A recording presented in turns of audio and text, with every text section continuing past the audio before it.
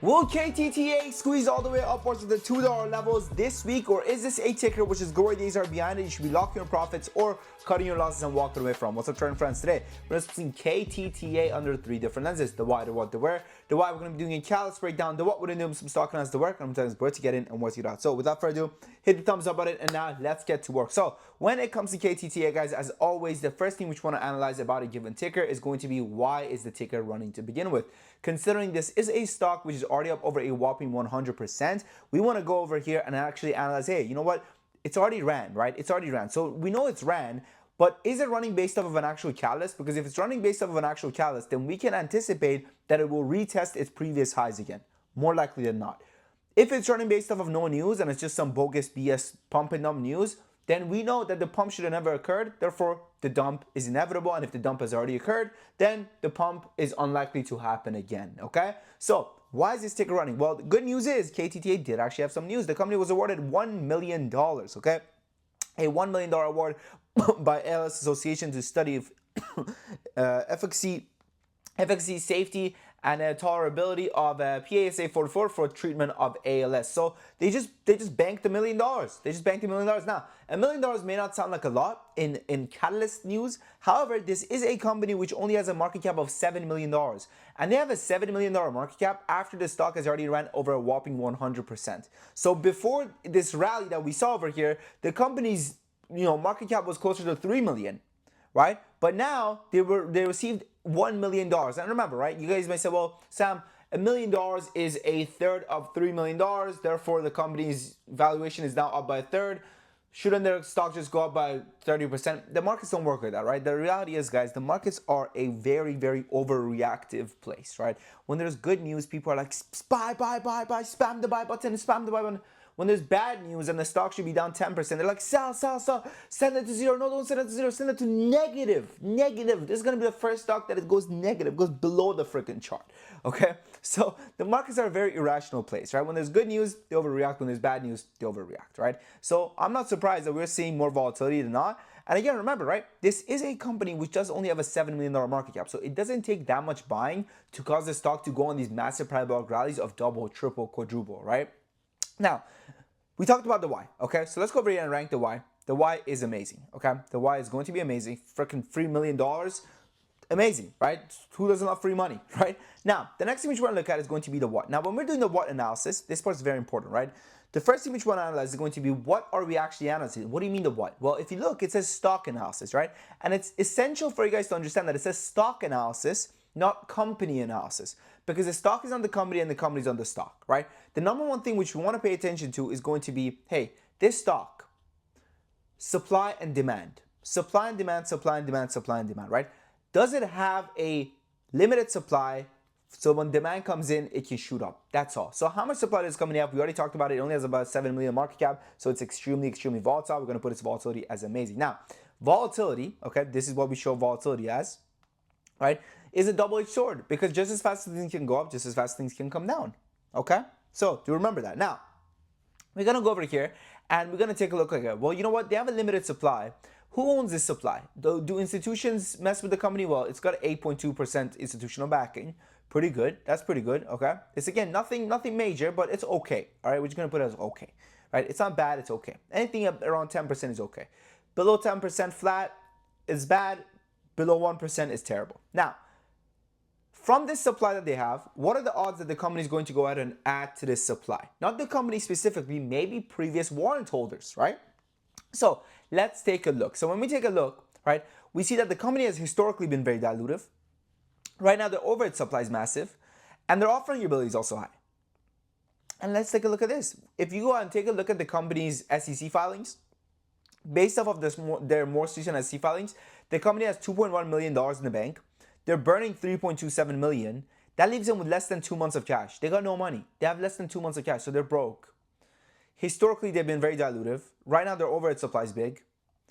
It's not looking good from a dilutive perspective, right? When a company's overhead supply is big, that means that there's a lot of people that they have sold a lot of shares previously. So when the stock is gapping up, these warrant holders are like hungry sharks ready to cash in their shares, okay? So you got to remember that, right? And that's why it's not good. That's why it's not a good look, right? That's why you got supply coming in and meeting the demand. All right. Now, let's go back to what are we looking at now. The next thing which we're going to look at is going to be the short interest. Let's take a look at the short interest. We'll go to short.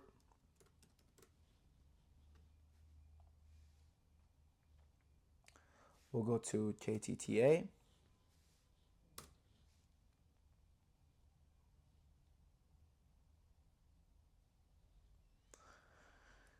We'll go to shorts over here.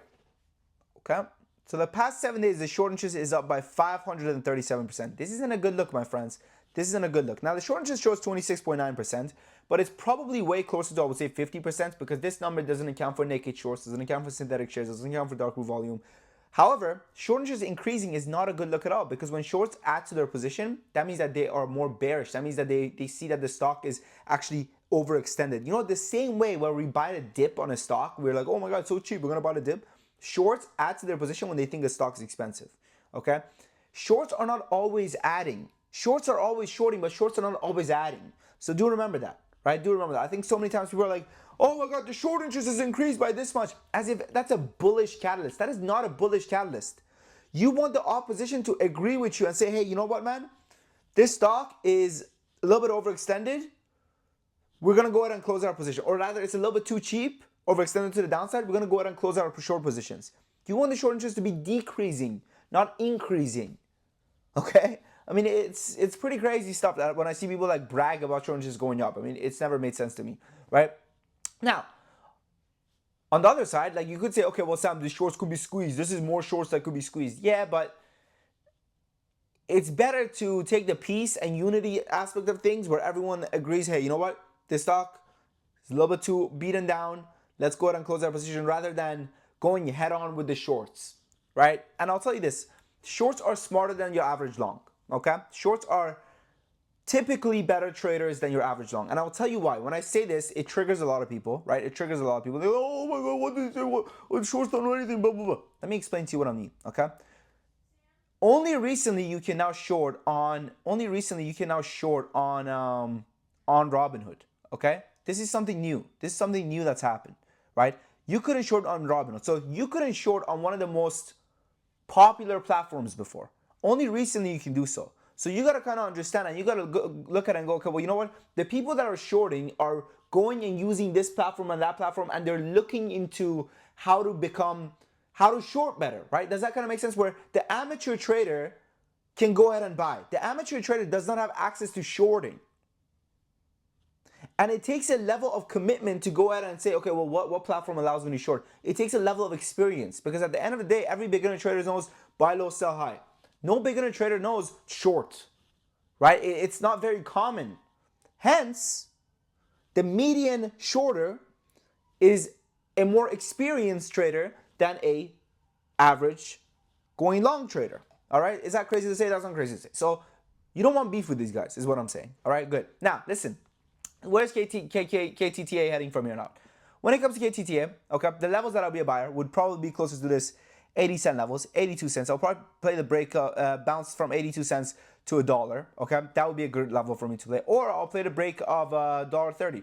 Okay, $1.30 to test $1.50. Okay, that's what I'll do. 15% gains here, 15% gains there, and I'll walk away. And I'll walk away, man. You know, this is not a type of ticker that I want to be holding based off of the data I shared with you guys over here, right? They're just so dilutive, so dilutive. Short interest is going up like crazy. It's not a good look. It's not a good look, right? And this chart also looks ugly as hell, let's be honest. And historically speaking, you know, there's a great saying, right? It goes, trends, you know, history doesn't repeat itself, but it rhymes, right? Pump, dump, pump, dump, pump, dump, pump, dump, pump, dump, pump. Oh, I wonder what's going to happen next. Is it going to pump, pump, pump, pump, pump, pump, pump, or is it also just going to dump, right? Likely dump, okay? And it's important for me to come out and tell you guys this stuff because no one else is. I bet every KTTA video you watched, it's some fucking dork with a bunch of lines on his chart that looks like this, right? Going, oh, well, you know, the EMA is actually holding. The RSI actually looks good. The MACD is actually about to cross, and the RSI is actually still cheap. Irrelevant. Absolutely irrelevant. I mean, you got to understand, man. When it comes to trading, this is why we preach these 3 pillars of success when it comes to trading. The why, the what, the where. Especially when it comes to small cap trading. When you're trading small caps, These are the pillars that you need to be paying attention to. Not just the chart. So many of you guys are used to watching people that trade futures and people that trade freaking Forex bring their technical analysis to trading penny stocks, and you're not actually understanding that, listen, penny stocks are a complete different entity. If you're planning on playing cheap penny stocks, you need a penny stock mentor. There are only a couple of us. There's Tim Sykes, there's Warrior Trading, there's me, there's that's it. Those are guys. That's it. Those are legit guys. Okay? Everyone else who I know is either freaking, I don't know, man. I don't know. Okay. Again, those are the guys that I like. Okay, Warrior Trading is I was mentored directly by Ross Cameron myself. Okay. He was one of my mentors. It's hard to say I was directly mentored, as if he was my only mentor. It would be disrespectful to my other mentors. But, I did take the Warrior Trading mentorship back in 2019, okay? And I've been trading since 2017, okay? I've been trading since 2017. The first 3 years were hell, okay?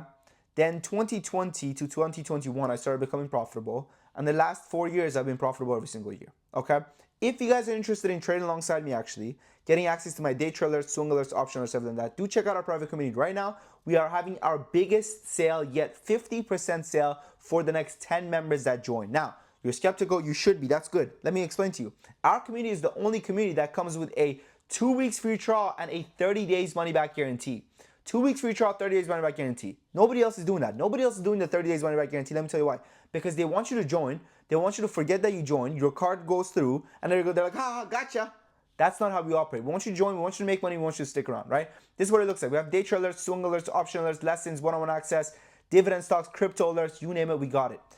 We already have over 400 members coming back month of month. Jimmy Goose, this is literally a couple days ago. He says 5 days into the 14-day free trial, and the Discord cost is already paid for. I've only been trading the swing alerts, or else it would have been a lot more if I had the time of day, the time to also day trade. Thanks, Sam, and the amazing team you've put together. Been in a few Discords in my life, been in a few servers in my life. The rest don't fucking compare. Not just the trades, but the quality of mentors that actually care about you. At least I could say after all the bread, this place has made me money. Shout out my man, and he sent a video. Alright, Top Trader Academy. Shout out Capital Gains. Shout out Pro Trader JS. And everybody else too. I make money off of, but the screenshots are from Capital Gains and Pro Trader JS. Look at the screenshots below. Deadass just paid for my ski trip. I'm out here on the slopes. I haven't done shit all day today, except for fucking ski, hit a few buttons on my phone, and fucking made a few $100. Beautiful, beautiful, beautiful. This is literally yesterday. I made 53% profit on an option trade today, and even more says that on one trade I was able to make up the fee I paid for taking the classes. Beautiful, beautiful, beautiful, man. This is some German. I don't know German, okay, but looks good, right? Beautiful, beautiful. I joined after getting burned in Moon Market Discord after from a pump and dump about 5 months ago. Easily the best decision I ever made. Keep working hard, Sam. I appreciate you. Thank you. We're crushing it. We're crushing it. Day in, day out. Lily didn't kill herself. This community changed my life. The few thousand I made here. This one did not. But again, maybe pause it and read some of these, man. I'm not going to freaking go through all of them. But anyways, I appreciate you guys. Thanks for watching. I look forward to meeting you guys in Top Trader Academy. Your boy Sam from Top Trader Academy.